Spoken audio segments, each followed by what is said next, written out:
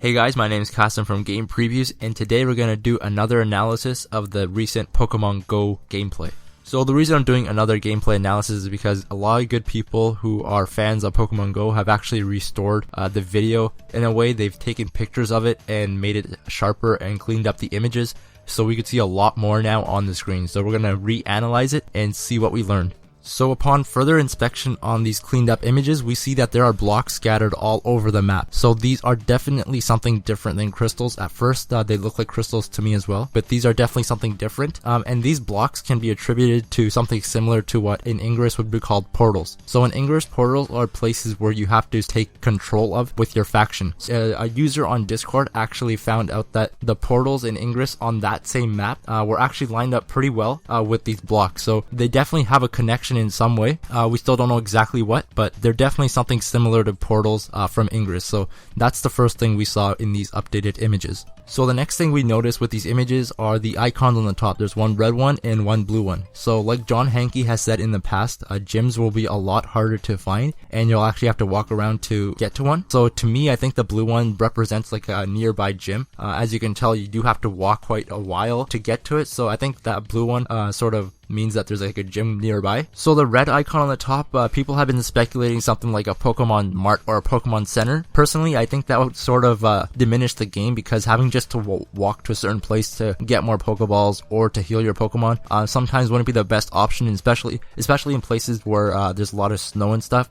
People would be more hesitant to leave their house just to heal or buy their Pokemon. So I'm guessing that this red icon represents some sort of fort or a place where you can go and level up your Pokemon.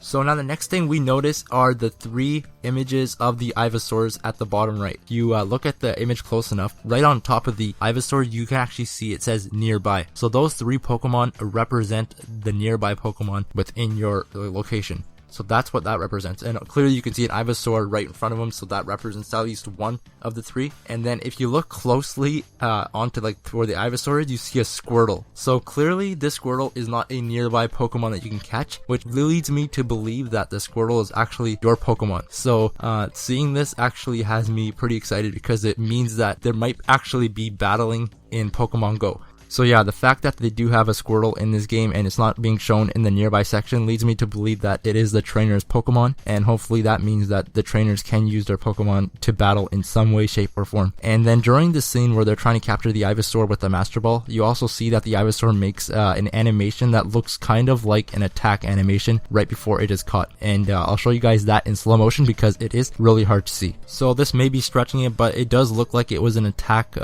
animation of some sort, so I'm still hopeful that there are going to be some forms of real-time battling in Pokemon Go. So on to the XP now. There are two variations of XP that was shown in the gameplay itself. So the first one was when you catch a Pokemon, you get 100 XP, and then you also get XP for just throwing a Pokeball. So there's 10 XP for that. So you can get 110 XP in total for that. And this XP is probably going to go towards leveling up your character. As we saw in the first screenshot, he was level 9, so that's a way to level up your Pokemon. And thanks to these updated images, we can actually see what the XPs were for. And then we also get an updated image of the CP535, which in my opinion stands for something like capture points. The higher the number, the harder it is to catch. Another theory I have is you actually lower the numbers as you throw the Pokeballs. So I feel like maybe the Pokeballs have like an attack system where whenever you throw one, even if it doesn't catch it, it makes it weaker, and then throwing another one will make it even weaker and stuff until you catch it. So that's another theory. And then we also see at the end here, there's another updated images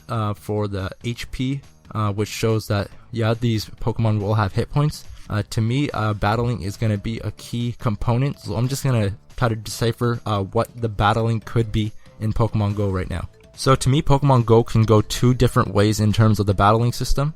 So the first way is the real-time battling, where just like the main series games, you go up to a Pokemon and you use your own Pokemon to fight other ones. And this has a case because we do see Squirtle with the Pokemon trainer, and he's not one of the nearby Pokemons, which leads me to believe that he is in fact a caught Pokemon, and we can hopefully use him to attack other Pokemon to catch them. They didn't show that in the demo obviously, but hopefully in the beta or in the real release. So then the second way they can introduce battling in Pokemon Go is just having automatic battles.